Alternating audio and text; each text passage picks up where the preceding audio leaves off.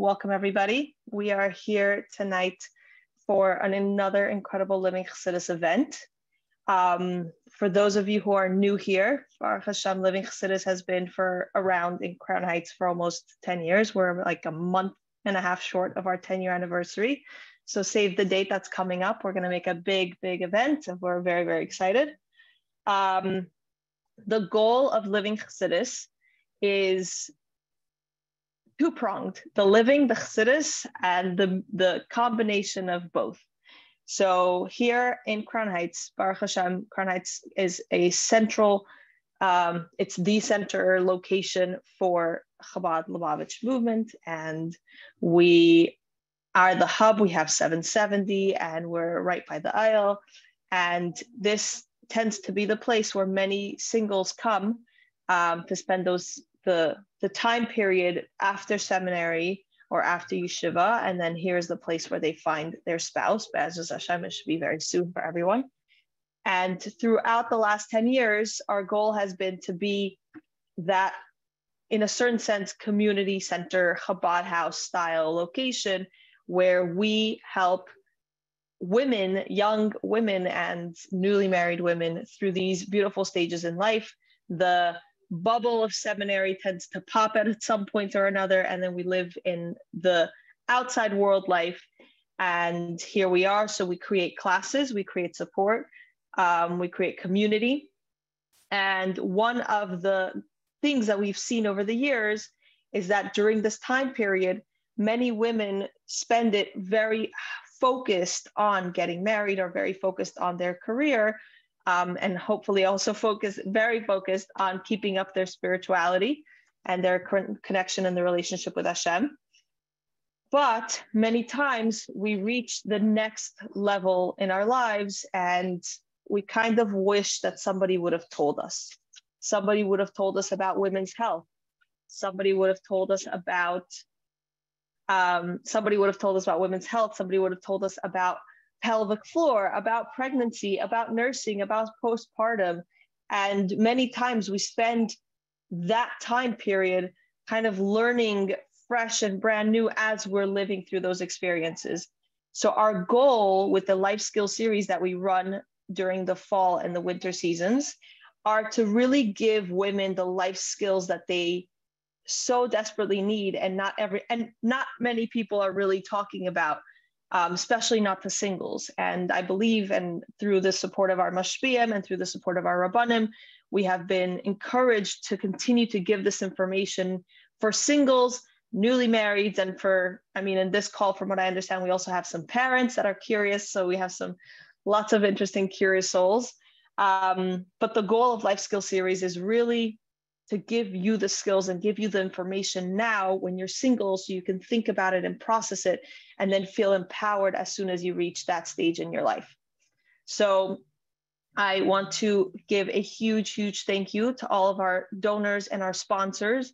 You guys are what make Living Chassidus run. So really, any schus of any woman learning anything through us is all thanks to your incredible donations. And a special shout out to our donors who are monthly. So it's called a Chai Club. So they donate a certain amount monthly. For tonight, we also have, give me 1 second, I'm just gonna pull it up. Tonight, we also have, I apologize, I didn't have this open before. Tonight is also partially sponsored for schus of the engagement of Chai Moshka Bas Menachem Mendel, Chai Moshka Bas Rochel Malka and Menachem Mendel ben Simaleah.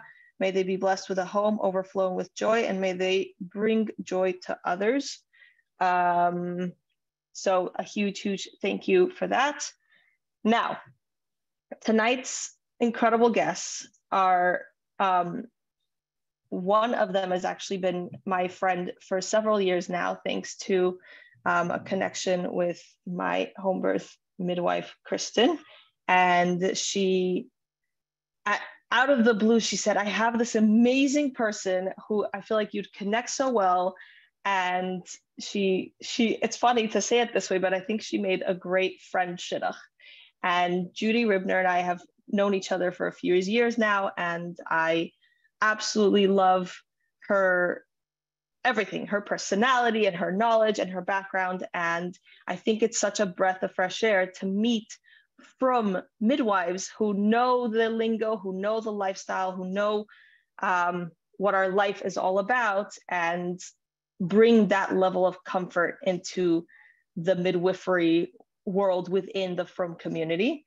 And through Judy, I got to meet her other co-workers, work partners, and now we have the great zchus to hearing from them. So the topic for tonight is so apropos.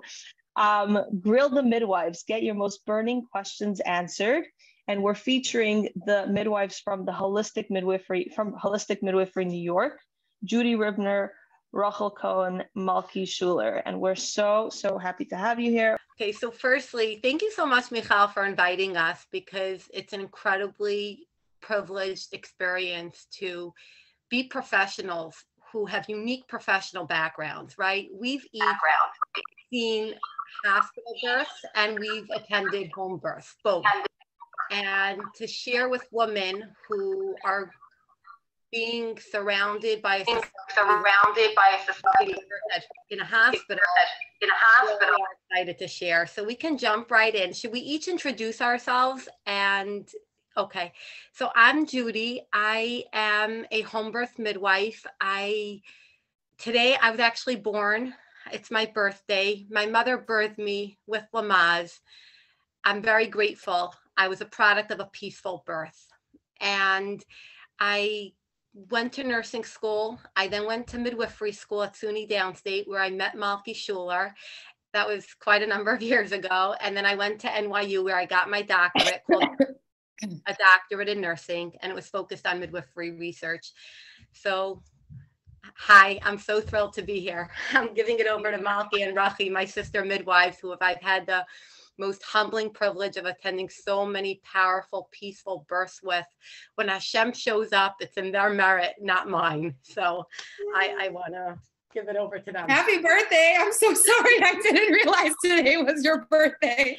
I feel terrible. Right, did you realize? I think I knew that because of, some... I knew it. I just didn't realize today was, I didn't do any documentation today. So I couldn't do that yet. Okay. I'll go next. You want to go next, Roch? Go ahead. Okay, go ahead. Okay. Go ahead. I'm Malki Schuler. Nice to meet you all. I'm a midwife who attends births at home, and I love it. I met Rachi first, actually. Rachi and I were labor and delivery nurses together at NYU Hospital. I worked there for 7 years. I went right from nursing school to labor and delivery nurse because I knew that I wanted to work with women having babies.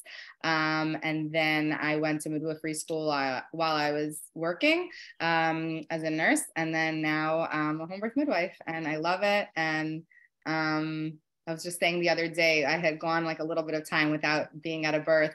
And then I attended a birth, and it was like, oh, thank God, we were just, birth fills you up. It just brings life and light, and it's a real honor and a privilege, and attending women in their homes is just so right. The first birth I attended with Rachi and Yehudis, we were standing in someone's living room in someone's bedroom, I'm sorry. And she gave birth, and I'm just like looking over, and it's like a Frum woman, 3 Frum midwives, her husband's in the corner davening. Like, I just looked around, and I felt it to my core. I'm like, this is how babies are supposed to be born. Like, why does anything else exist? It just into my insides, I was just like, this is how it's supposed to happen. And then ever since that birth, it was just that set me on the path to, I have to do this. So I love it, and I'm excited to be here. Okay, I guess I'll go next. I'm Rochel Cohen, and I am also a midwife. Been a midwife for about 4.5 years, and I got my start as a nurse actually in the pediatric ICU, and then I joined Malki in labor and delivery. And I worked labor and delivery for a little bit. I worked as a midwife at NYU and in a different private practice. And then I got connected with Yehudis about over 2 years ago. And she invited me to start attending births with her. And it kind of, I guess, snowballed from there to, now working together full time. And it really is, it's like once you go into home birth, like it's hard to go back, it's hard to feel like you can, go back into a different setting because it like Malki's saying, it just feels like the right place to be. And it's sometimes hard to explain to people until they experience it themselves. And I was just talking to my husband today about it. He was mentioning to somebody about, home birth and there's still just so much not even misinformation. I think like Michal was saying, just lack of information. Like people don't know what a midwife is, what the training is, what we do. We're often confused with doulas, and we absolutely love all doulas and working with doulas, but we are, a different profession. We have master's degrees. We're trained in, in emergency skills. So just for people to understand, what it is really that we're doing is really important.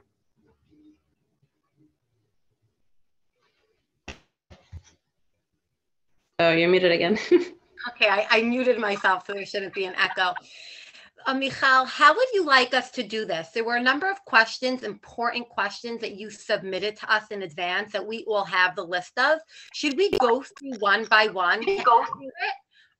Or would you like us to first give you a overview of pregnancy, birth, and what home birth is? Maybe we should do just a general overview and then jump into the questions. Okay, sure. So, Malki, do you want to start? Rachi, do you want to start? I don't know why I'm the one always starting. Should we talk about just with an overview, you said, of what we do? Yeah, and maybe if you can speak, Malki, of your experiences also, you could run and then to the opposite of emergencies and just do a little bit of a contrast, right? Sure. So what do? We do a lot. A lot of people are, oh, you're a midwife, so they have the baby and then you bring them to the hospital, or there's so like Rachi said, there's so many questions about it, and I love the questions. You're in midwifery school, what does that mean? What do you do? What's a midwife? So I'm excited that we get to share. So what do? We care for women. Midwives can care for women from, adolescence through the whole lifespan.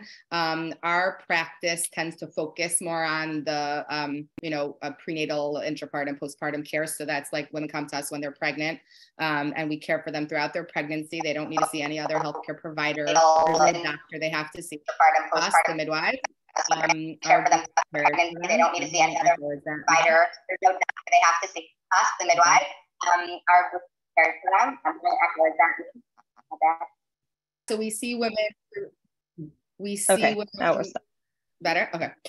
We see women throughout pregnancy. They don't need to see anybody else. We care for them completely. If we need to refer them for something, then we can. We have collaborative relationships with, other professionals within the, obstetric world, but we see our clients, and then when they're ready to have their baby, we're there for them throughout the whole process, whether that's like a couple weeks of on and off, maybe I'm in labor, maybe I'm not in labor. I think I'm having my baby. I'm for sure having my baby. I'm not having my baby. 2 weeks later, having your baby, whatever that process looks like. And then we're there for the birth. We stay after the birth. We assess the baby. We're licensed to care for neonates up to, the first 28 days of life. So we do, a comprehensive assessment on the baby. We give lots of postpartum support. So we're on the phone with our clients. If someone gives birth at 3 a.m., by 10 a.m. that morning, we're checking in. How you feeling? How's everything going? That night, the next day, within a day or two, we come see them in person, check out mom, check out baby. And then, we touch base every so often in the postpartum period. And then, any contraception conversations, discussions, IUDs, diaphragms, things like that, we can, help our clients with and insert and order and whatever they need. And we also can do well women do, and we tend to spend most of our time with the pregnancy and the birth, but as midwives, we can kind of do all that. And I can pass the baton to Rochel. You want to describe why we're different than doctors? I'll mute myself so that I don't cause an echo. You can go grab after. I guess I'll just talk about the training.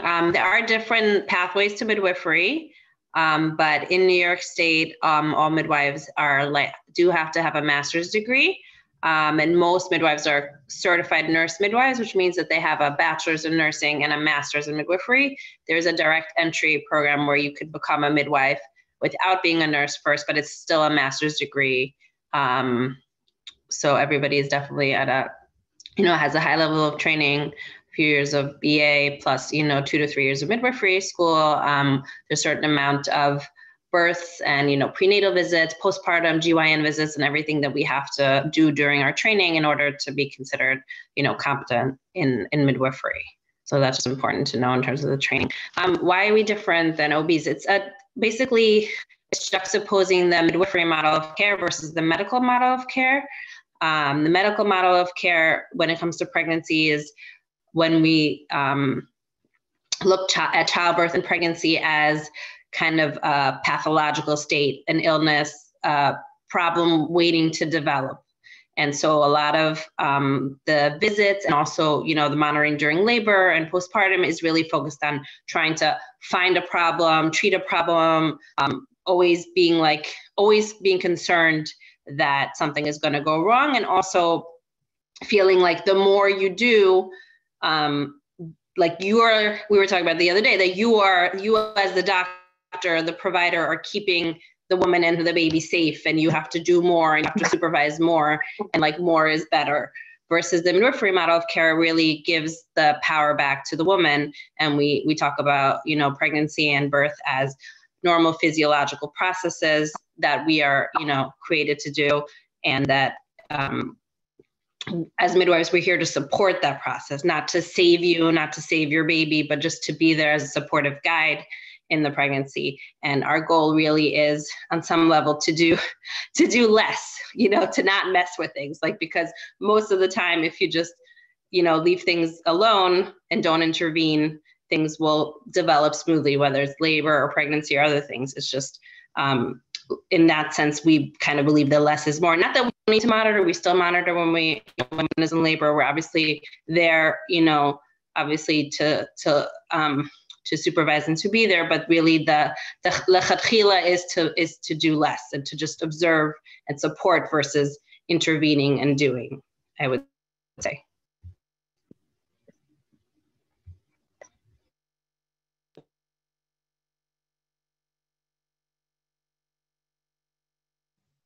You each gave so much information. I'm trying to think what else I can add. It's exactly what Rochel described and what Malki described. Birth is inherently self-sufficient. For most people, if they didn't interact with a professional, their bodies would grow and birth a baby completely healthily and safely.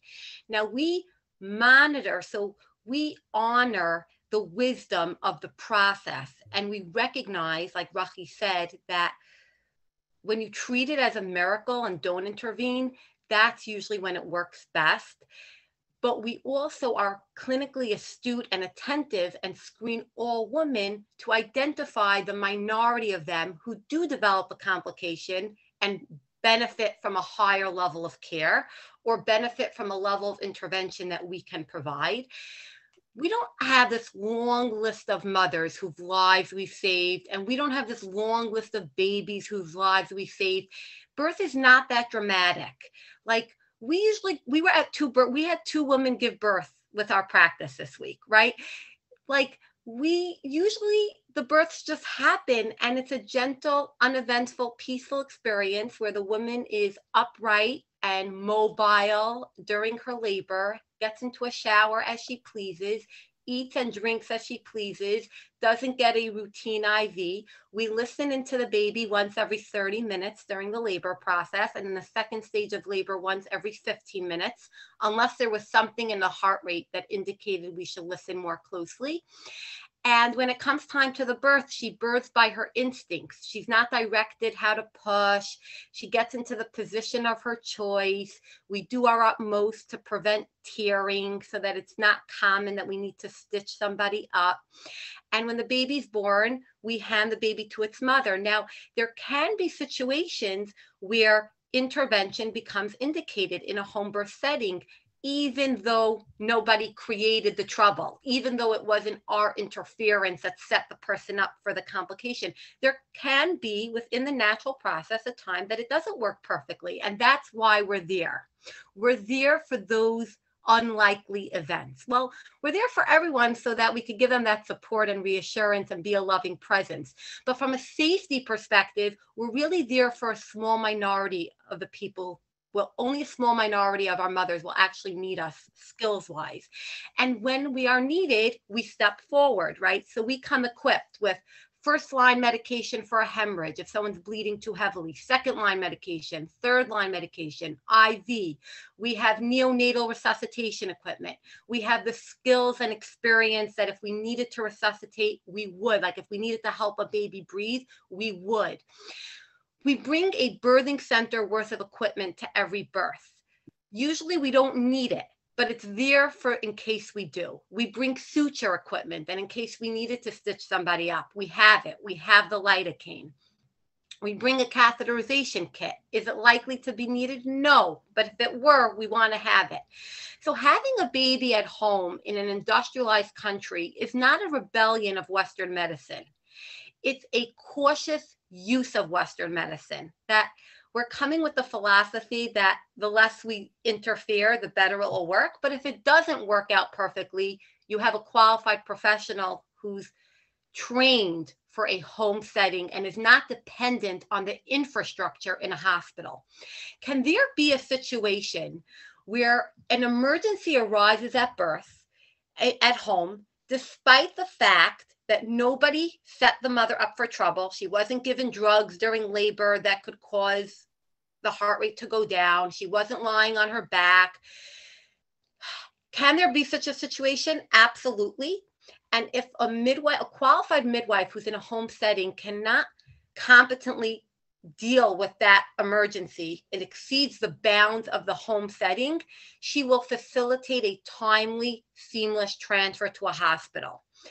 Most transfers from home birth to hospital, most people who plan a home birth uneventfully at home, if they were like risk appropriate for home birth. Of the transfers, to the minority of people who do transfer to a hospital, most of them are not emergencies. Most of those women are people who decided they'd rather have an epidural or the labor is just very long. So time is not of the essence. In those rare circumstances where time is of the essence, yeah, a person really has to get to a hospital and the midwife would accompany them and stabilize them en route. The question becomes, does that mean that for those rare circumstances, every last healthy person should go have a baby in a hospital? And that research has been studied quite carefully. What would happen if we told an entire society have a baby in a hospital? Well, it's easy to get research about that because in our society, about 98% of people go and have a baby in a hospital. So there are about 4 million hospital deliveries every year in this country.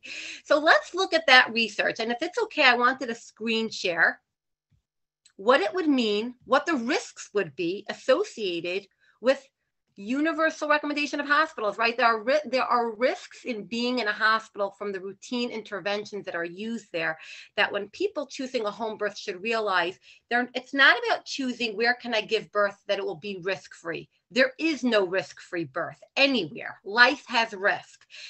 Home birth is a safer setting for a low-risk woman, even though it's not risk-free, and even though there can be a situation that would have been better off had that woman been birthing in a hospital. But you have to think about the situations of women who birthed in hospitals, low-risk women, where as a result of hospital routine interventions, ended up with an outcome that could have been prevented at home.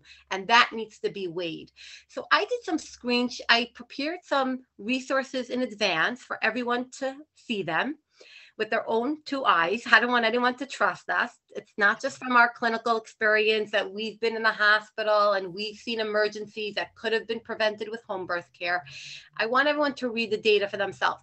One thing I want to mention, you know, we're all midwives. We favor midwifery literature. And that some people may see as a limitation to this discussion, right? So I purposely chose resources that have nothing to do with the midwifery organizations. I chose the World Health Organization. I chose the CDC. I chose the New York State Department of Health website. Those are all independent of midwifery. Okay, so I'm going to screen share. Just one second.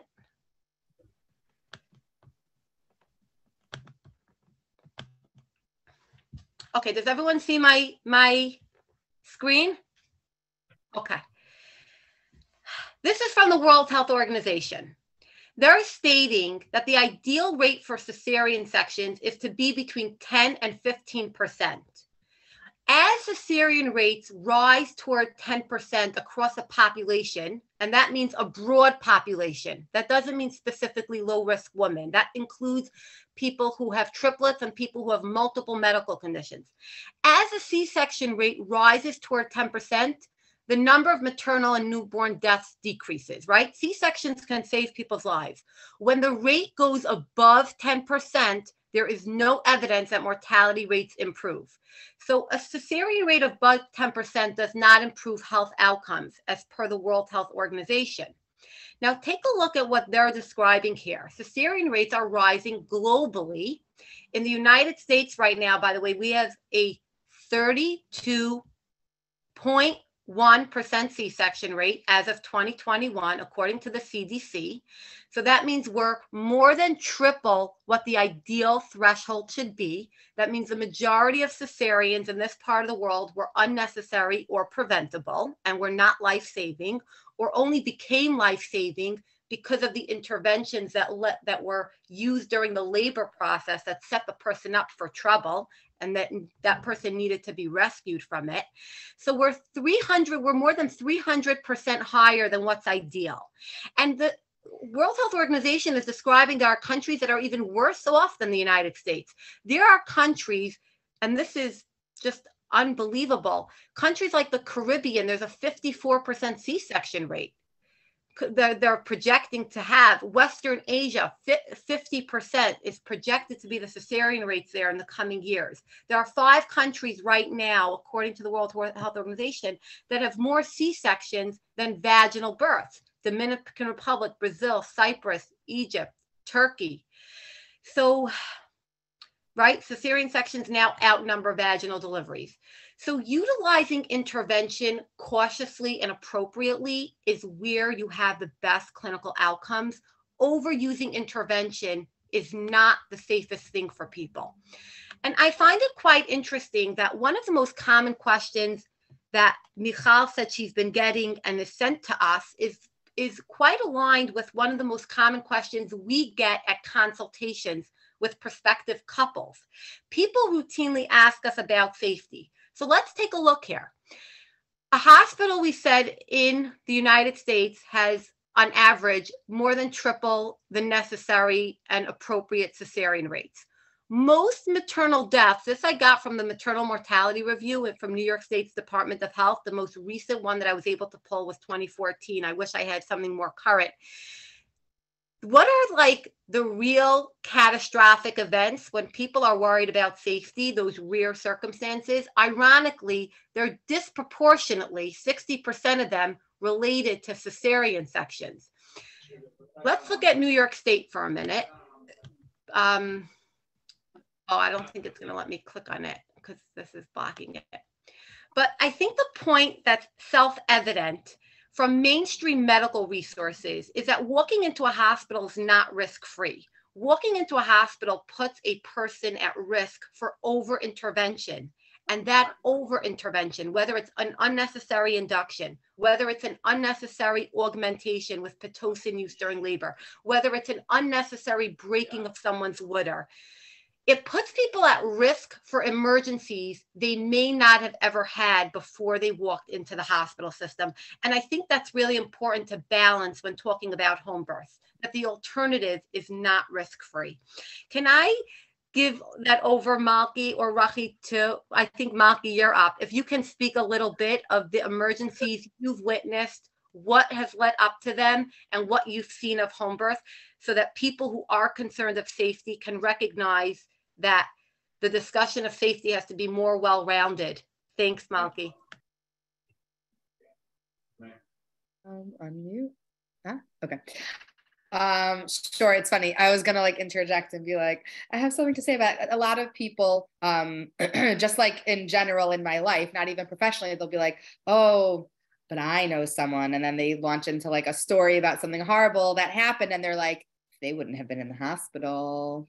What would have happened? So it's hard because, you know, I have a friend who came up to me the other day. She's like, someone told me a story. And, you know, I said to them, but what happened before that? And I was like, so proud. I'm like, yes, that's the question you need to ask as a midwife. You know, the question is like, so right before the doctor saved the baby's life and the mother's life and the whole family's life and like the country, right before that happened, what intervention was done? So she was, you know, coerced into an induction at 39 weeks because she was pregnant. And why should she continue her pregnancy? Because it's hot outside and being pregnant is tiring. So, you know, there's no risks to induction. So why not get induced? So she was induced. Then her water was broken at 3 centimeters. Then she had 15 vaginal exams. Then she had an infection. And then the baby's heart rate shockingly wasn't doing well because she was laying on her back with an epidural for 20 hours, hadn't moved in many hours. And then the doctor saved the baby's life by doing an emergency C-section. So it's like, not all emergencies are, you know, like you had said, not all emergencies are caused by intervention, but 7 years on a labor and delivery unit that was very busy with a lot of everything going on. And I definitely have to say the majority of the emergencies, and I've seen every obstetric emergency there is to see, I believe I've seen, and majority of them, if you took like a few steps back and looked at what was done to the woman to interfere with the birth process, it was not like a spontaneous, like she walked into the hospital having an emergency. Like I can't even think of it like maybe a situation where she was sent from her doctor's office with an emergency, but like it wasn't, you know what I mean? Like it's not a common thing that people spontaneously go into labor, a low risk woman with no health issues, her body starts to, you know, spontaneously release her baby. And then all of a sudden the sky is falling in and someone's going to save her life. It's so uncommon. That being said, you know, there's specific things that as a practice, we have certain practices as a group of midwives, we have certain practices that we believe are very preventative of emergencies that, not emergencies, they're very preventative of issues that we believe by avoiding certain interventions, by protecting certain parts of the mother and the labor process and letting it unfold on its own without interference or checking up on things or just finding out where she's at. But why? What difference is that going to make? So like Rochel was saying before, not interfering sometimes is the best preventive medicine, you know, the best prevention to the emergencies that other people's lives are being saved from. So like, you know, Yehuda said, we can't guarantee that an emergency wouldn't just happen, but with careful, you know, appropriate monitoring and appropriate care, we really can avoid going down certain paths that, you know, people end up. So a lot of people on consultation say, but what if I need an emergency C-section? And it's like, what would cause you to need an emergency C-section? Like, or, you know, what if the baby gets stuck? Okay, did you try all different position changes? Like, you know, did you start pushing only when you felt like an insanely strong urge to bear down and release the baby? Like, or are you doing things because people are checking you routinely and telling you when to do things when your body doesn't feel it? Like, so many things that people are concerned about, which are very valid concerns, especially in our birth culture where everyone, you know, you're pregnant. Oh my gosh, I just heard a terrorizing story. Like so many pregnant women walk around and get bombarded with horrifying stories of other people's births for some reason. Like, does anyone walk up to someone and be like, you're pregnant? I just had the most beautiful birth. It was so peaceful and empowering. Like, when's the last time you saw that? But for some reason, the scary stories, right? Michal's like, I do that. Michal, you're special.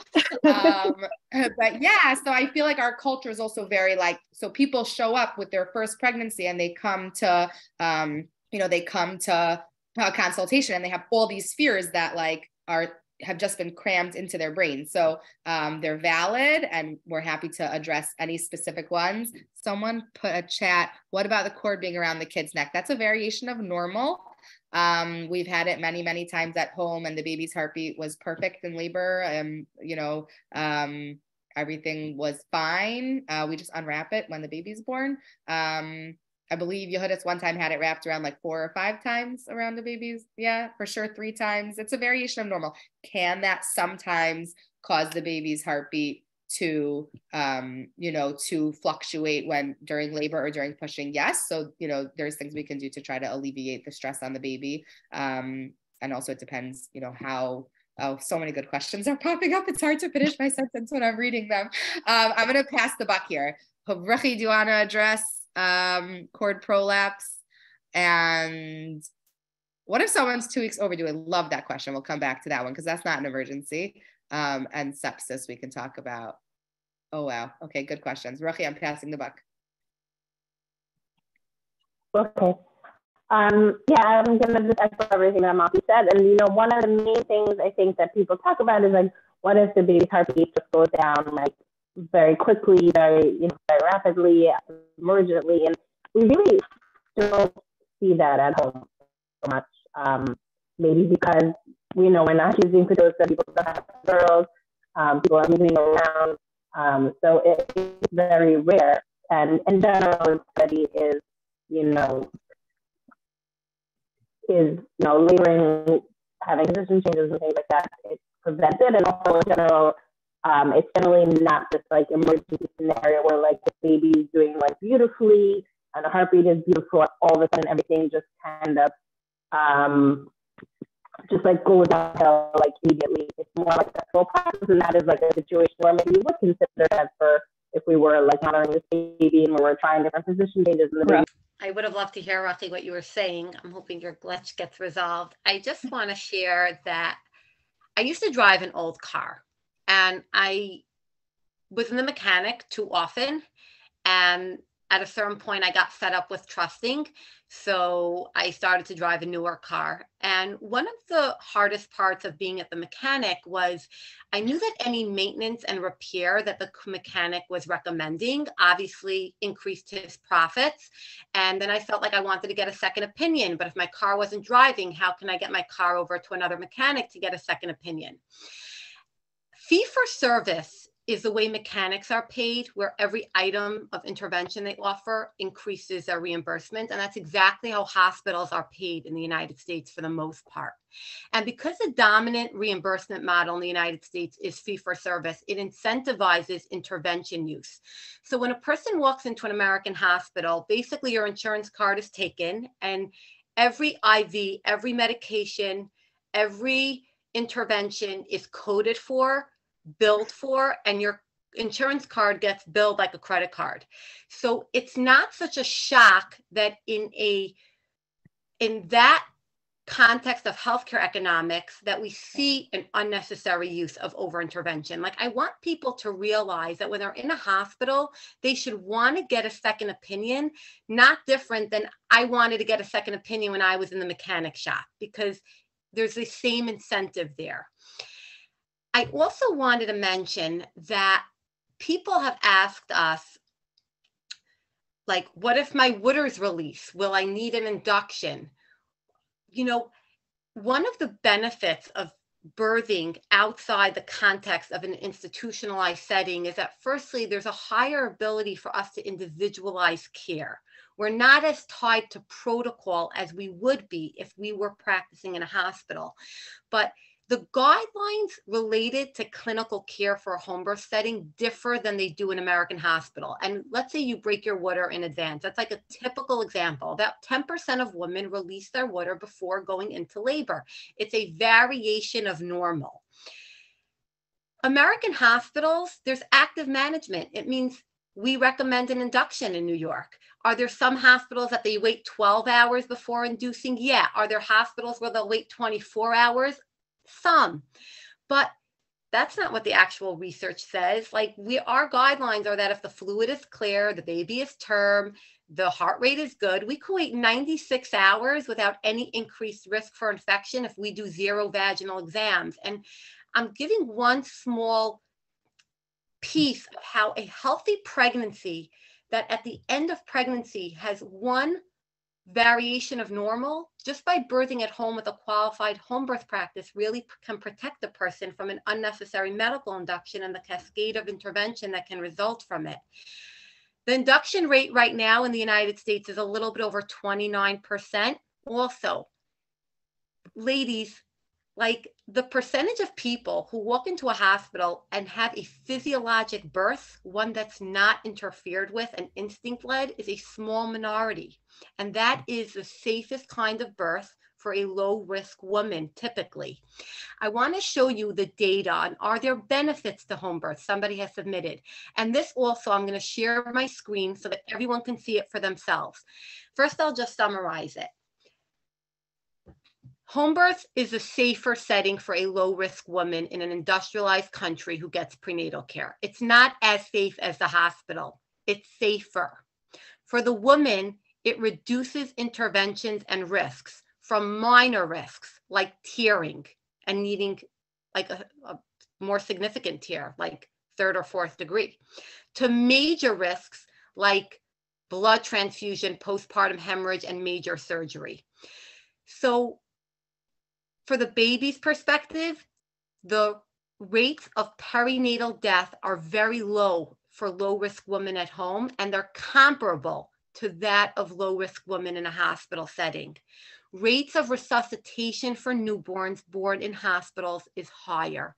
And I want to screen share that. This data is Googleable. It's available to the public.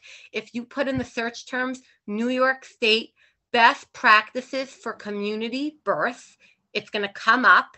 And it's the New York State Alliance for Licensed Midwives. It's our professional organization's data. And I want to screen share that with everyone so that you can see how home birth is the safest setting. It's not just more peaceful and more dignified and more modest and centers control to women and helps women tap into their inner power and helps babies get born into an energy that's undisturbed and dim lighting and received, you know, in a gentle, unhurried, uninterrupted way. There's more to birth beyond safety, of course. Just having a safe birth is a low standard of care. I mean, safety is a basic in childbirth. Safeguarding the experience, the human component, should also be acknowledged. But I want to just pull up the data on the safety so that people who are choosing a home birth and considering it can realize they're not putting their baby at risk because they want a comfortable experience. They're giving their baby a safe setting and they themselves are reducing risks to themselves. So right here it is. I'm going to screen share again. Birth in the community setting in New York State. And this is what the front page document looks like. New York State Association of Licensed Midwives. It's called NYSUM. And these are the professional standards of care that we adhere to. This is a framework that determines who's risk appropriate for home birth. How many prenatal visits should we offer? When do we refer someone to a higher level of care? So this is the professional guidelines that set the standard of care for licensed midwives in the state of New York practicing in a birthing center or at home. So right here is where it is, page 6. Studies examining the safety of planned home birth must meet specific criteria, right? You can't include people who were birthing triplets at home. You can't include people who had unintended out-of-hospital births, right? They have to have been people who received complete care throughout the childbearing cycle from qualified licensed providers with legal use of appropriate safety equipment and ready access to consultation with obstetrical providers. So when you're looking at high quality research that looks at low risk women who've gotten prenatal care with a licensed provider, this is what it shows. A meta-analysis of studies of planned home birth show comparable neonatal outcomes and very low rates of intervention. Such studies show lower rates of electronic fetal monitoring, induction, augmentation, epidural, operative vaginal delivery, cesarean sections, episiotomies, labor dystocia, like labor that doesn't move along, and postpartum hemorrhage. These are all the benefits of birthing at home, lower rates of all these complications.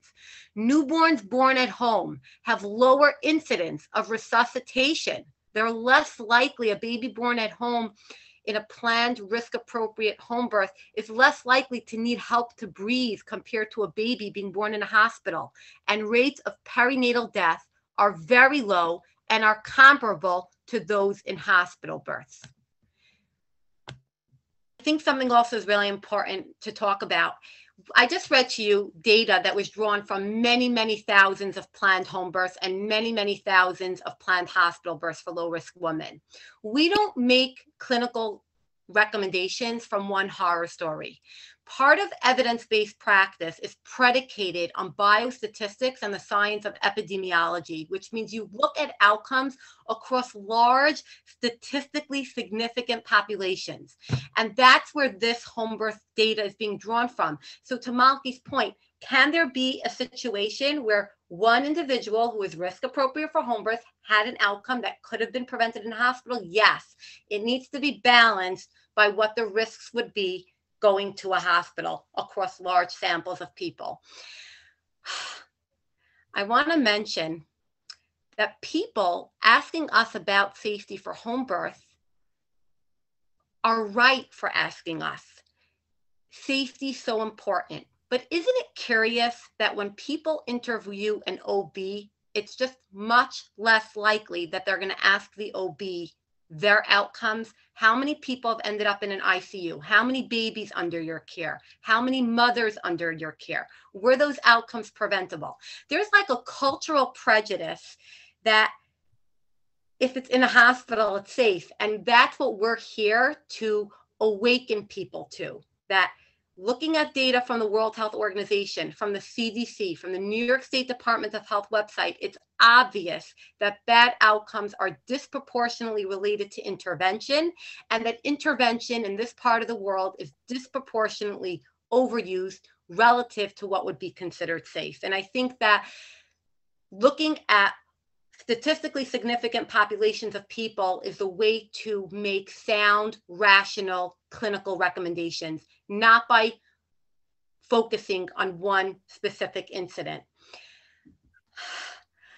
I think what Rochel said in the beginning really describes home birth. Once you start going to home births, like even professionally, it's very hard to ever go back to working in a hospital setting. And I've seen that with consumers as well. Women who've made the transition from hospital birth to home birth tend to not go back to the hospital. I think that once people get used to birthing on their own terms, where they're a host to the event, they're not the guest at their own birth, where they're not transferring to another setting in an intense part of labor, they're just staying put the entire time. It's hard to ever give that up. Like if you can just labor standing in your shower and have a professional come to your house instead of you needing to go out, like it's such a gift to be able to be risk appropriate for home birth. And that's a much broader discussion. One of the questions that have been submitted is, how do you define home birth suitability? And that really varies. In New York State, it's defined one way. In other industrial states, it's defined differently. Rochel, do you want to describe what would be considered risk appropriate for home birth and how we screen clients before we take them on and provide prenatal care? Yeah, we'll try again with volume, hopefully less choppy. Sorry about before. Can you hear me now? What I was saying before, just to go back to real quickly, is what I was saying is like when we're monitoring a baby's heartbeat, we very rarely see the heartbeat go down at home because we are using gravity, we're changing positions, we're not using Pitocin, we're not on an epidural. But even if a baby were not to be doing so well, generally speaking, it wouldn't be like this emergency situation where all of a sudden, like the baby's doing amazing and all of a sudden the heartbeat just drops. It would be like more of a progression where we're seeing things that are worrying us. And in that situation, we would recommend transfer if we felt like that's something that we couldn't address at home. But again, that would be like a non-emergent transfer where we were trying to move things to, before we feel like it gets to a point where we're not comfortable at home anymore. So home birth is considered safe for low risk women. So that is defined as women with, no pre-existing health conditions like high blood pressure, diabetes, usually not taking medication. I mean, we do have clients on medications, but usually, depending what it is that they're taking, we talk about it. In terms of the New York State guidelines, actually, someone had asked about like twin births and VBACs. The official New York State home birth guidelines do not recommend having twins at home, do not recommend VBACs at home. However, some women and some midwives will choose to do so. Again, with what we call informed consent, which is an important aspect where you talk about risk and benefit and you make a decision if that's something that you're comfortable with. And again, throughout the pregnancy, we do prenatal visits like on the regular schedule once a month, for the first few months, and after 20 weeks, every 2 to 3 weeks, and after 36 weeks, every week. And as visits really get to know our clients, and we want to really, emotionally get to know them, know about their family because it's so important for their birth experience, but also we can talk about concerns and any issues that may come up. We monitor their blood pressure, we monitor for other symptoms, we listen to baby. And these are all ways that we can really screen people and see if they're still appropriate for home birth. I'm trying to think if there's anything I left out. Yeah. So those are the main factors. Like Malki said, a lot of things, are avoided just by staying home. It doesn't mean every complication is avoided. And, in our time, we have had complications at home. We've managed postpartum hemorrhages at home, and we've managed newborn resuscitations at home. These things do happen. You have to have the skills, to deal with them. And again, not knowing what happens, obviously there can be situations where these things cannot be managed at home. And that's when appropriate transfer is really, really important. And like you was saying before about coming with supplies, like we are equipped to deal with emergencies at home because we carry medication that treat hemorrhages. We carry, oxygen and, a mask for the baby in case there's a need for resuscitation, suction, things like that. We carry, sutures if there's a need for suture. I think those are the main, complications are things that people worry about at home.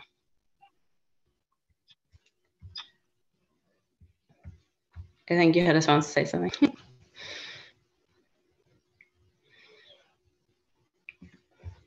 Thanks.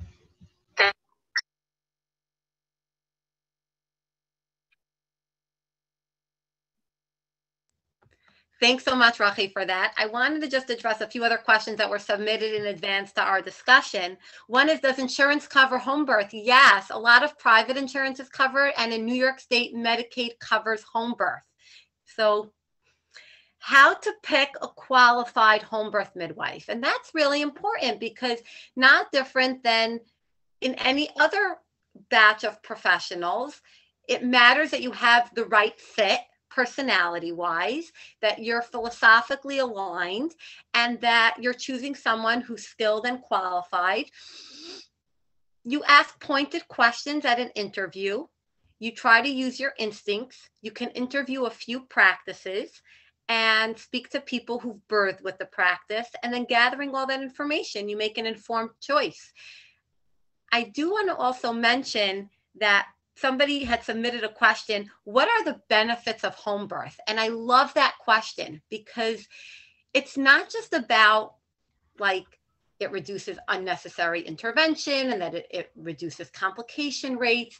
Like there are long-term benefits to a baby being born at home. Let's think about, right, we just were at a birth. The baby's born. We don't clamp the cord right away. The baby's cord remains pulsing and receiving that oxygenated blood from the placenta for however long that mother and baby want it.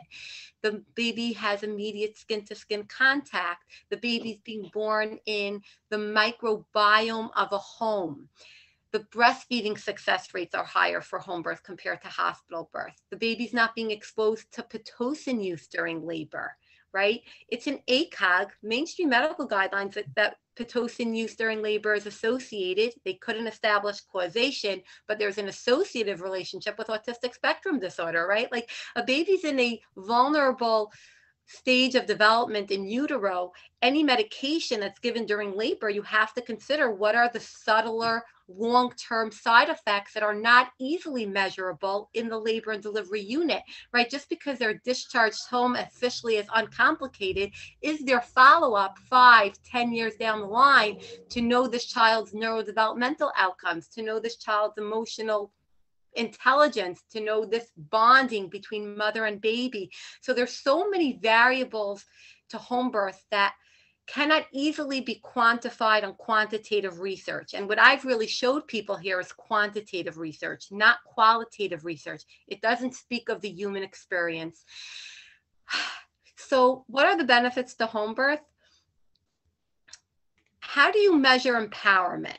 How do you measure when a mother gives birth feeling that she was at the lead role to her birth? Like, that's a benefit, right? Women matter. Birth matters.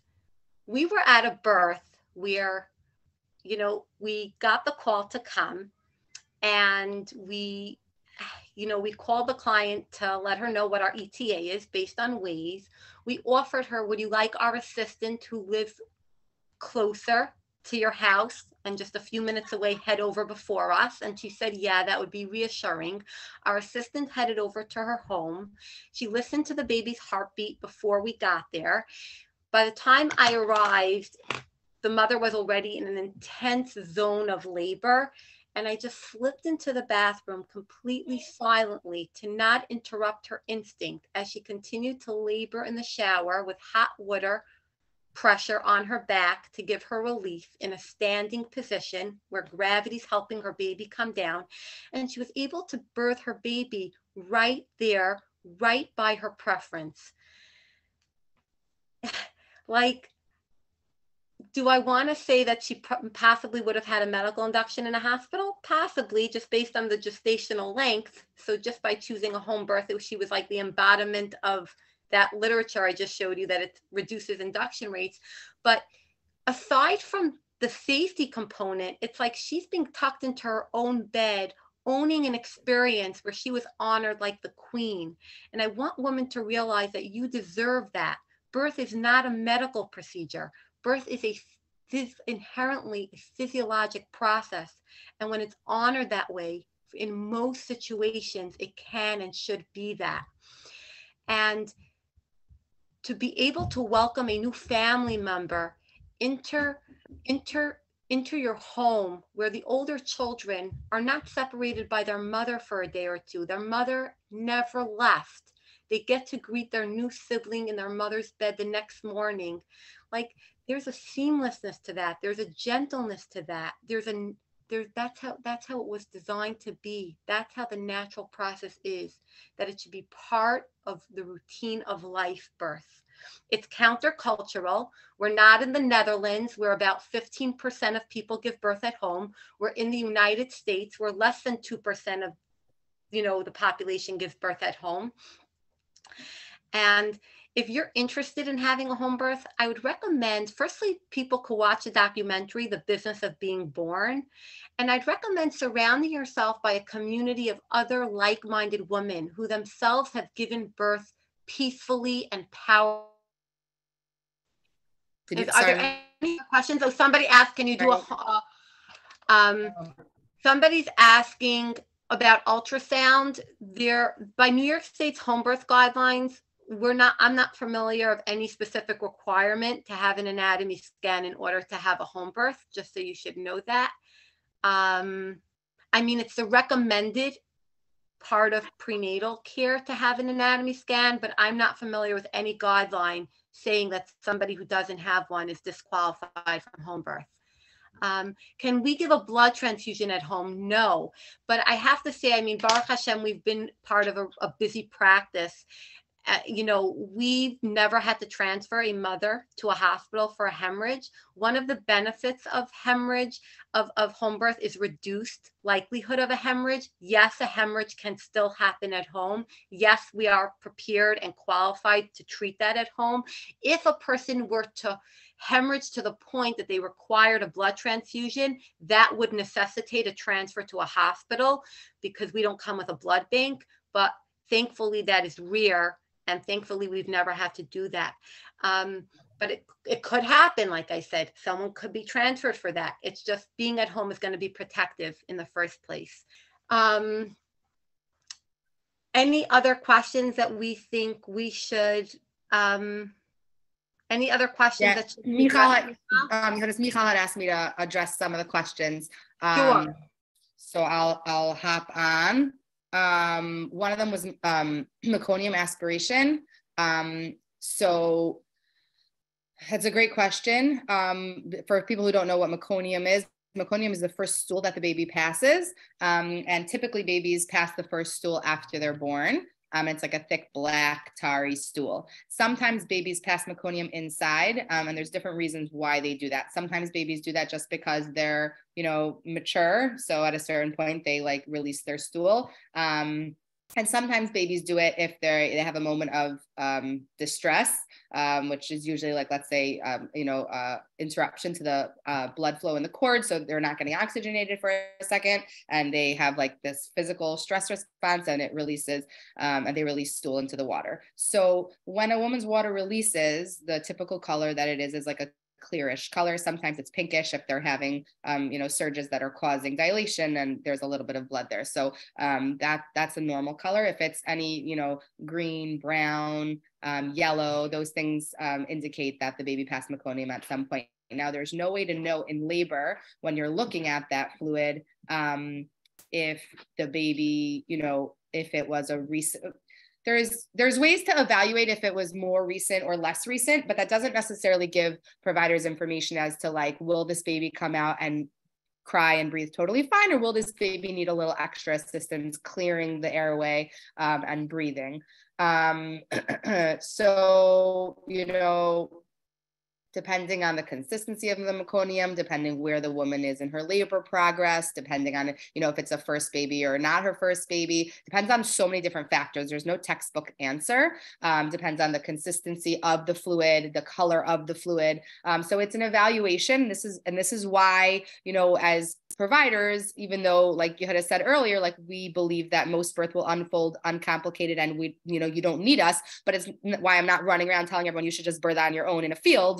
You don't need me at all, because sometimes we do step in and provide, potentially life-saving intervention. So, there are times when a baby is born with meconium that they come out screaming and breathing just fine. And there are times, just like when there's no meconium, that babies come out and they need a little extra help. So we suction out their airway, and sometimes we have to give a couple breaths to stimulate them to start breathing. If there was ever a concern, there's something called that transition period, where a baby is transitioning from being inside and having all the oxygen come through their umbilical cord and all their nutrients to being outside and having to breathe now. And some babies transition really well, and within a matter of minutes, they're totally adjusted to the outside world. They transition much, the evidence shows they transition much more efficiently and smoothly when they're skin to skin with their mother for many reasons. It helps keep their blood sugar stable because it helps keep their blood temperature stable, and there's that safety level and familiarity. They recognize the smells and the sounds.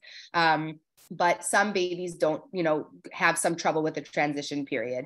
And if as midwives, we're there, it's not like the baby comes out and then we're like, you did great, see ya. So we're there, we're monitoring in the postpartum period for the, at least a few hours. And if there's a concern that the baby's not transitioning well, and that we have a concern that their lungs, might have meconium in them, they might have breathed in the meconium, and, there's an issue. We have, equipment to monitor babies' oxygen saturation, so we can check and see, are they getting oxygen? Are their lungs working enough to get oxygen all the way down to their hands and feet? We can monitor, with our stethoscope, with our eyes, what are we seeing? What does the baby look like? And if we had a true concern that the baby wasn't transitioning well and we needed to transfer, then we would initiate a transfer. The next question that Michal wanted me to address was transfers. So that kind of segues right in. If we ever feel that a mother or baby or the couplet would need to be transferred, it depends on a lot lot of things, how that what that transfer would look like. Is it an emergency that it's like, you know, you have to treat it like any other emergency? You just stop what you're doing and you call, you know, emergency services to take you to the closest place where they can help you. If it's an emergency situation, then that's what we would do. Baruch Hashem, our practice has never had to do that. I hope we never have to do it. But if, you know, if we would have to, that's what we would do. If it's a situation where, you know, we need to get further evaluation, but it's not an emergency, then there's a little more of a discussion of where should we go? Where is the best place for this woman? So what's the reason we're transferring? And where is the best place to address that reason? So that would be, you know, a discussion we would have with the client. We would present her with the best options that we feel and why, and then we would, you know, facilitate the transfer together. We've had instances where either in pregnancy, someone risked out of care and had to go to the hospital for the birth, or in labor where someone had to be transferred. Again, very, very uncommon in our practice, thank God. But when it did happen, one of the midwives, one or more of the midwives, accompanied the woman to the hospital and stayed with her as long as we were allowed to. So, you know, it's not like we would just drop a client off at the front door and say, good luck. You know, obviously with COVID, there's restrictions and, you know, only a certain amount of people are allowed in. So it's up to the woman whether she wants to, you know, have her midwife or her mother or her husband or whoever. But if we're allowed in, of course, we're there to support our client in the supportive role. Obviously, we're not in the midwife role anymore. We don't have privileges in hospitals, so that we're not encumbered by their policies and procedures. But, you know, on the way in, we call in, we speak to the, you know, the person who's in charge, who's there. We explain who we are, that we're coming in, that this is the situation, this is the care that we're, you know, that we need. So it's not like we're just showing up at the front door and all of a sudden they have to address it. They're, you know, they're there and they're waiting for us and they're ready and they know we're coming. So it's a very seamless, professional, you know, transfer of care from one place to another. What else did you ask me to answer, Michal? Oh, Yehudis wants to, do you want to show the birth bag? Did I see your birth bag? I'll ask you to show the birth bag. I'm so happy to. It is so heavy, but how do we carry this, ladies, up all those steps? But I want to show everyone our birth bag. And the other thing I was going to mention, people asked about pain relief. I think that's such a terrific question, because one of the things that drives people to hospitals, of course, is epidurals.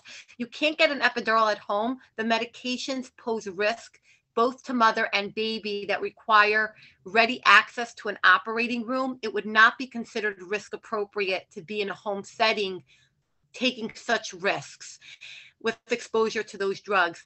So an epidural, you know, is the draw to hospital for people. And I want to make the point in saying, you're not going to be lying on your back in your home. You're not going to be on a continuous electronic fetal monitor in your home. You're going to be upright and mobile and can get into the water, and you could take a hypnobirthing class, and you can have a great doula there counter pressuring your back. You can have a really supportive midwife. Like, it's such a different labor experience that comparing the intensity of labor in environment that's not your own and where you don't have as much space in a hospital, it's such a different experience at home. Like, we've never been in a situation where somebody wanted us to go to a hospital with them just to get an epidural. Not a single mother. I mean, if somebody ever wanted it, you always could get it. Every hospital federally in the United States is required to accept a laboring woman into their care. So if somebody made the decision in the end, they want to get an epidural, you could always go. It doesn't preclude you. And, you know, our mothers who birth with epidurals, by the way, an epidural is a risk if it will even work, right? There are people who get epidurals and it doesn't effectively numb them. And then it's like they're really in a tough spot because they're on a bed and they're less mobilized. But let's say even the people who've gotten effective epidurals, we have clients like that who birth at home, and I know they're only planning to birth at home in the future. So I think that that's really reassuring that they had a really positive experience. So let's go through, there's a certain euphoria and a certain hormonal milieu of birth that when you don't numb the sensations and you don't interfere with the hormonal process, it's unleashed in a different way after a birth. And also you have to consider what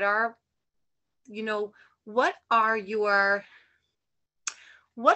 goals of the birth? Is your goal to be very connected to the process and be in control as much as possible of your experience and have those sensations of labor guide you into a productive position for birth, and to listen to your instincts in birth so you can birth by your own intuition and by your own bodily cues? If you want that kind of experience, numbing yourself is not going to be able to accomplish that, because those surges, those contractions encourage the mother to take certain positions, breathe certain ways that help facilitate her birth to unfold. So there's so much value to the sensations of labor. This is my birth bag. Thanks to Rochel, we bought this special kind of, this is what it looks like, a special kind of suitcase. My oxygen tank is in my car. So I have an oxygen tank as well, but it's in my car. And this is the first pocket of my birth bag. And this is the inside. So I'm going to go through it item by item. We have lubricant. We don't routinely check people for how dilated they are. We do it when somebody asks us and wants it, or if we think it will benefit them, then we'll recommend it. There's time and place for it, but we don't do it routinely. And so we have lubricant for that. Here we have saline flushes for IV, if we were giving a medication IV and needed to flush it. Here we have misoprostol, which is a hemorrhage medication, an anti-hemorrhage medication. Right here is our laceration tray. It's sterile and all sealed so that if somebody needed to be stitched, we have it. This is a sterile speculum so that if we weren't sure if someone's fluid released and we needed to do an assessment for whatever reason, that's what we would use, so that we don't commonly use that. This is a urethral catheterization kit, also not routinely used, but in the event of a hemorrhage and that it was necessary. Not all hemorrhages you need to catheterize, but if necessary, we would have it.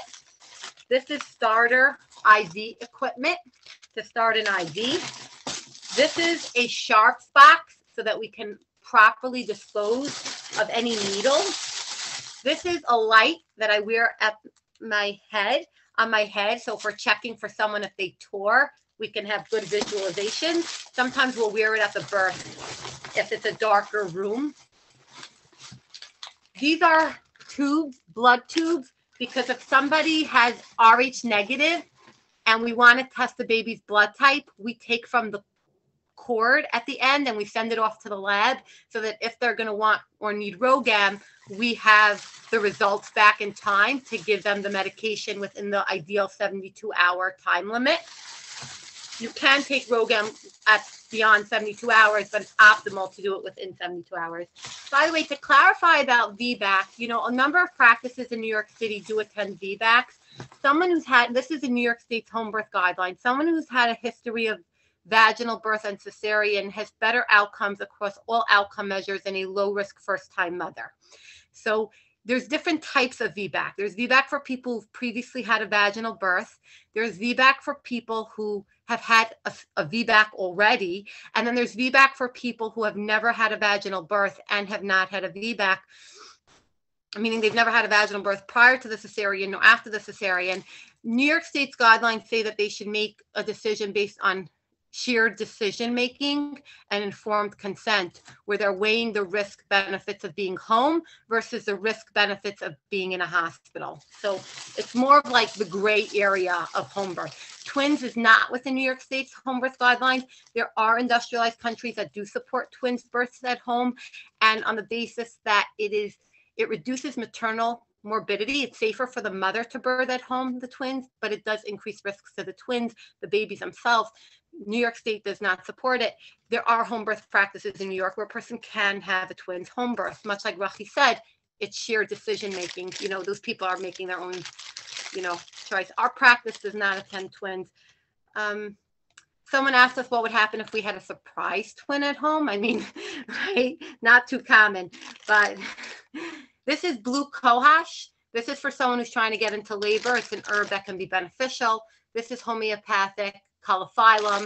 same usefulness. This is the erythromycin ointment for somebody who wants antibiotics in the eyes. This is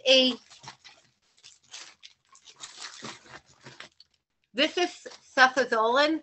This is antibiotics for somebody with GBS positive who would want to be treated with antibiotics and isn't getting the penicillin. We carry the other medication. We carry both penicillin and cefazolin. Okay.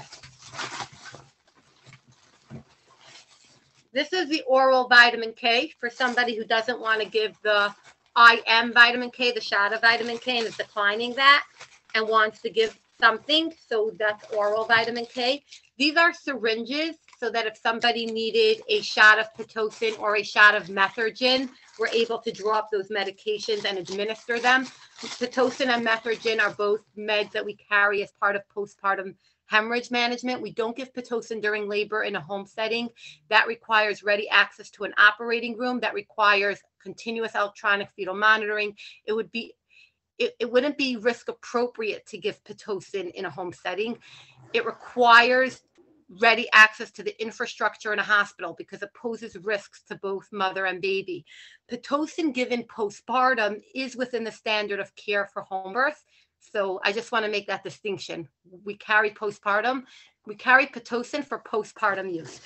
This is a warming blanket so that if we were doing a neonatal resuscitation, like helping a baby breathe, we can keep the baby warm. This is a connector piece for oxygen. If God forbid we had to give a baby oxygen, and if we were in that situation, we would be transferring to a hospital. But if we had, meaning if we had to give chest compressions and an oxygen as part of the resuscitation, we'd be transferring. So, second. But it would be like given as we're waiting to transfer. You know, we bring it as an emergency equipment. I've never had to give a baby oxygen at home. 1 second. Okay. Rochel and Malki helped organize this bag. So every time we go to a birth, we unpack some of it. So it gets unpacked and repacked routinely. I'm just going to take out some more of the stuff. Well, I have a scale in here because we weigh the baby afterward. We do the complete newborn evaluation. As Malki said, neonatology up to 28 days of life for a healthy baby is within our scope of practice. People do not need to bring a pediatrician to the birth. You don't have to go to a pediatrician right after the birth. We do the newborn evaluation. So I also have a tape measure in my bag so I can measure the baby's length, baby's head circumference, and baby's chest circumference. This is the pulse ox for the mother if we wanted. Remember, most births, we don't need the stuff in our bags, but we bring it to every birth because we take our responsibility for those rare situations very, very seriously. And our team routinely has emergency drills so that our responses for those rare emergencies can be seamless with people who each team member has a delegated role and our skills can flow without delay. So that's why we have routine emergency drills. I think we have one scheduled for this Thursday. This is lactated ringers for an IV. Are we all? How's the bag doing? I just want to answer a few more questions before I have to go. Sure, this is a scale. Yeah, go for it, Malki. Okay, I don't want to interrupt your bag demo. So a couple questions. A bunch of people were asking about being past the due date, like how we would handle that. It's a great question, something I'm personally very passionate about. First of all, we're very careful to ensure that we're setting an appropriate due date. We have a lot of mothers who come to us and say they're always many weeks overdue. Someone might say, I'm always 3 weeks overdue. My babies are 7 pounds. That's so unlikely that you're actually overdue, that it's just much more likely that the dating needed to be adjusted based on your cycle length and things like that. So we're very cautious when we sit down for the first visit, or even sometimes on the consultation, we're going through like cycle lengths and, estimated dates of conception, things like that. So we try to set the due date at a very appropriate time. I've had many women who transferred from doctors and said that the doctor gave them a due date based on an ultrasound, and they said it was physically impossible for them to have conceived when the doctor told them that they did based on their due date, because they're like, I literally like it's not possible. So, you know, the hallmark of midwifery care is we listen to our clients and share decision making, and we come up with a due date together that makes sense based on someone's history. And then that being said, if someone is overdue at 41 weeks, you know, the standard of care recommendation is to go for an ultrasound, a biophysical profile to check on the baby, make sure that the fluid level is fine, make sure that the baby's practice breathing and moving that we bring up, you know, and we have a discussion with the mother about that. And then at 42 weeks, if someone's still pregnant, we would just recommend the same thing, another ultrasound. You know, are there people who decline all ultrasound in pregnancy? Sure, that's their choice. We discuss the risks, benefits, you know, what the advantage is to having the ultrasound, disadvantages. At 41 weeks, 42 weeks, and they're ready to get the baby out. And they're, you know, we've had women who came and they're like, I'm done being pregnant. I would like you to help me evict this child. So there's, you know, natural, gentle things that we can do to try to help a baby to move out. So that's not something that we would necessarily recommend, you know, and it's not necessarily something that we think is the best, but if that's what someone wants, we're happy to help you do that, you know, in a safe way. So that's the, like the, you know, nutshell version of being past your due date. Cord presentation, someone brought up, if you're referring to a Funic presentation where the sac is intact, but between the babies and the opening is a cord. I've actually been in that situation a couple times in the hospital. It's very rare. I don't know the exact statistic of it, but it's very rare. And in that situation, when a woman is having a surge, it's going to press on the cord and it's going to cut off the blood flow to the baby during the contraction.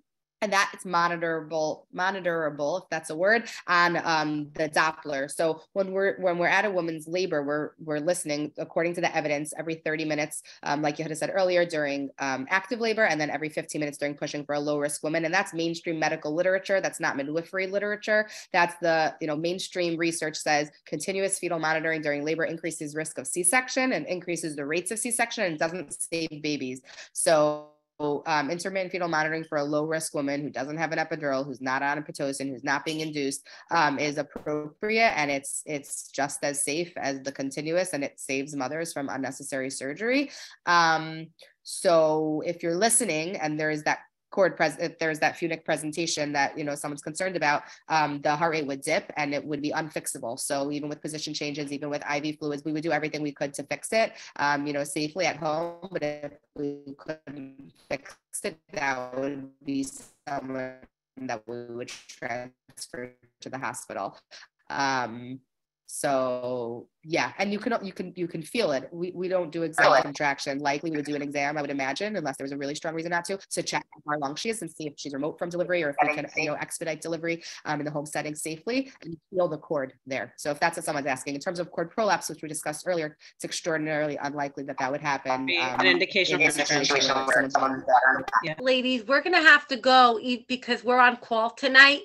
So we have to have an early night in case we get invited over to somebody's home. So it's been a pleasure. And I want to thank firstly Malki and Rochel for their dedicated time and their extraordinary skills and gentle grace that they bring to every birth. I'm so lucky to attend birth with you. Each of you have taught me so much about midwifery and about birth in general. But I want to also thank each of you for joining, and I'm hoping that it was enlightening. And thank you so much, Rochel, for that wrap up, that it's not risk-free.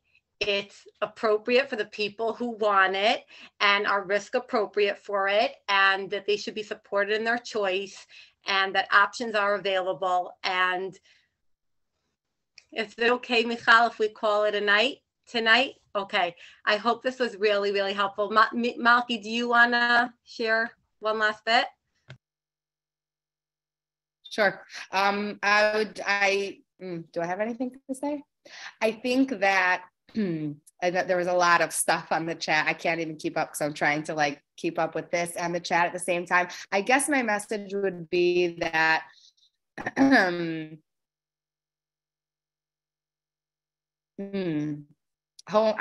birth, it's so special, it's so beautiful, and anyone who is interested, I encourage you to read more, I encourage you to learn more, I encourage you to ask questions, and yeah, I don't know what I was going to say. It was a pleasure speaking about it tonight. And I think that it's an honor to be a part of providing really, really good care to people in a really, really gentle way. Having worked in a hospital system for a lot of years, I saw a lot of other types of care being offered to people in other types of ways. So it's something that we're very passionate about because we've seen the other side of things and we really believe in what we do, which I know you can tell from the, the way we were talking tonight. So thank you so much, Michal. It was really a pleasure. My pleasure. We're able to give people our information if they wanted to contact us. Is that something? I don't know if yes, have. Go for it. Oh, I can give our phone number. I'll put it on the chat. Our office number, if anyone. If you're up for sharing it out loud. Oh, sure. I'll say it out loud. No problem. Our office number is 646-907-5515, extension 2.